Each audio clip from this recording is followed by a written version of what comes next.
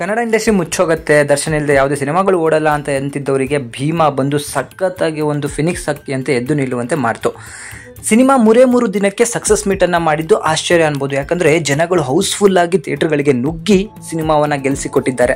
ಸಿನಿಮಾದಲ್ಲಿ ಕೇವಲ ಬಿಸ್ನೆಸ್ ಅಷ್ಟೇ ಅಲ್ಲದೆ ಒಂದು ದೊಡ್ಡ ಮೆಸೇಜನ್ನು ಕೂಡ ಇಡಲಾಗಿದೆ. ನಮ್ಮ ಬೆಂಗಳೂರಿನಲ್ಲಿ ಅಷ್ಟೇ ಅಲ್ಲದೆ ಕರ್ನಾಟಕದ ಹಲವು ಕಡೆ ನಡೀತಿರುವಂತಹ ಗಾಂಜಾದ ಒಂದು ಅಂಶವನ್ನು ಇಟ್ಕೊಂಡು ಈ ಸಿನಿಮಾನ ನಿರ್ಮಿಸಲಾಯಿತು. ಆದರೆ ಇದನ್ನು ಸಿನಿಮಾಗೆ ಮಾತ್ರ ಸೀಮಿತ ಮಾಡದೆ ದುನಿಯಾ ವಿಜಯ್ ಅವರು ಸದ್ಯ ಸ್ವತಃ ಅವರೇ ತಮ್ಮ ಜೊತೆಗಾರರನ್ನು ಹಾಕ್ಕೊಂಡು ಯಾರ್ಯಾರು ಎಲ್ಲೆಲ್ಲಿ ಡ್ರಗ್ಸನ್ನು ತಗೋತಾರೆ ಆ ಜಾಗಗಳಿಗೆ ವಿಸಿಟ್ ಮಾಡ್ತಿದ್ದಾರೆ, ಎಲ್ಲೆಲ್ಲಿ ಡ್ರಗ್ಸ್ ಮಾಡ್ತಾರೆ ಅಂತಹ ಒಂದು ಮೆಡಿಕಲ್ ಸ್ಟೋರ್ಗಳಿಗೆ ಅಟ್ಯಾಕನ್ನು ಮಾಡ್ತಿದ್ದಾರೆ. ಸೊ ಸ್ಟಿಂಗ್ ಆಪರೇಷನ್ನ ಮಾಡಿ ಹಲವಾರು ಮೆಡಿಕಲ್ ಸ್ಟೋರ್ಗಳನ್ನ ಈಗಾಗಲೇ ಅವರು ಹಿಡಿದಿದ್ದಾರೆ. ಈಗ ಇವರನ್ನು ಪೊಲೀಸ್ಗೆ ಒಪ್ಪಿಸುವಂತಹ ಕೆಲಸವನ್ನು ಮಾಡ್ತಿದ್ದಾರೆ.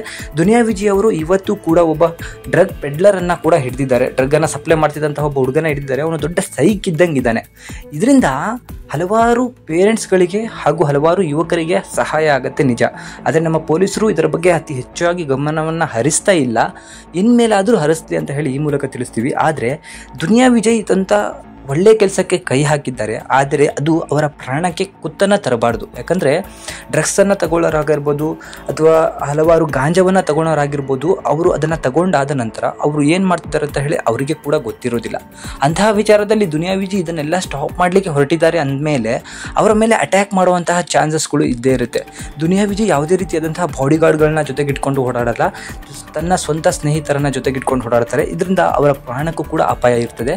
ತನ್ನ ಪ್ರಾಣವನ್ನು ಲೆಕ್ಕಿಸದೆ ಹಲವಾರು ಜನರ ಯುವಕರ ಯುವತಿಯರ ಅವರ ಪ್ರಾಣವನ್ನು ಉಳಿಸ್ಲಿಕ್ಕೆ ಬಿಸ್ನೆಸ್ ಒಂದು ಸೈಡ್ ಇಟ್ಟರೂ ಕೂಡ ಅವರ ಪ್ರಾಣವನ್ನು ಉಳಿಸ್ಲಿಕ್ಕೆ ರೋಡಲ್ಲಿ ಅಲೆದು ಅಂತಹ ಅಂಗಡಿಗಳನ್ನ ಹಿಡಿದು ಅಂತಹ ಮಕ್ಕಳನ್ನು ಇಂಟರ್ವ್ಯೂ ಮಾಡಿ ಅದರಿಂದ ಆದಂತಹ ಕಷ್ಟಗಳೇನು, ಅವರ ಪೇರೆಂಟ್ಸ್ ಅವರು ಮಾಡ್ಕೊಂಡಂತಹ ಕಷ್ಟಗಳೇನು, ಇವತ್ತು ಅವರು ಅನುಭವಿಸ್ತಿರುವಂತಹ ಕಷ್ಟಗಳೇನು ಅಂತ ಹೇಳಿ ಜನಗಳಿಗೆ ತಿಳಿಸುವಂಥ ಕಾರ್ಯ ಮಾಡ್ತಿದ್ದಾರೆ. ಇಂತಹ ಹೀರೋವನ್ನು ಪಡೆದಿದ್ದು ಸ್ಯಾಂಡಲ್ವುಡ್ಗೆ ದೊಡ್ಡ ಕೊಡುಗೆ ಅಂತಲೇ ಹೇಳ್ಬೋದು. ಯಾಕಂದರೆ ಇವಾಗ ಸ್ಯಾಂಡಲ್ವುಡ್ ಮುಚ್ಚೋಗುವಂಥ ಪರಿಸ್ಥಿತಿ ಬಂದಾಗಲೂ ಎದ್ದು ನಿಲ್ಲಿಸಿದ್ದು ಭೀಮಾ. ಜನರು ಅವರು ಸ್ಲಮ್ಮಲ್ಲಿ ಹುಟ್ಟಿ ಬೆಳೆದಂತಹ ದುನಿಯಾ ವಿಜಯ್ ಇವತ್ತು ಕೋಟ್ಯಾಂತರ ರೂಪಾಯಿಗಳನ್ನ ಗಳಿಸಿದ್ದಾರೆ. ಆದರೆ ಅದೇ ಜಾಗವನ್ನು ಮತ್ತೆ ಅವರು ಒಳ್ಳೆಯ ಜಾಗವನ್ನು ಮಾಡಲಿಕ್ಕೆ ಹೊರಟಿದ್ದಾರೆ. ಎಲ್ಲರೂ ಕೂಡ ಅವರ ಜೊತೆಗೆ ಇರೋಣ, ಈ ಡ್ರಗ್ಸ್ ಅನ್ನೋದನ್ನು ತೊಲಗಿಸೋಣ. ಭಾರತ ಬಿಟ್ಟು ಇದು ಹೊರಗಡೆ ಹೋಗಿಬಿಡಲಿ, ಯಾವ ದೇಶದಿಂದ ಬಂತೋ ಆ ದೇಶಕ್ಕೆ ಹೋಗಿಬಿಡಲಿ. ಇಲ್ಲಿ ಎಲ್ಲರೂ ಕೂಡ ಸ್ವಚ್ಛವಾಗಿ ನೀಟಾಗಿ ಬದುಕೋಣ ಅಂತ ಹೇಳಿ ಈ ಮೂಲಕ ತಿಳಿಸ್ತೀವಿ. ಯಾರ್ಯಾರು ದುನಿಯಾ ವಿಜಯ್ ಫ್ಯಾನ್ಸ್ ಇದ್ದಾರೋ ಎಲ್ಲರೂ ಕೂಡ ಈ ವಿಡಿಯೋನ ಶೇರ್ ಮಾಡಿ ಹಾಗೂ ಲೈಕ್ ಮಾಡಿ. Thank you.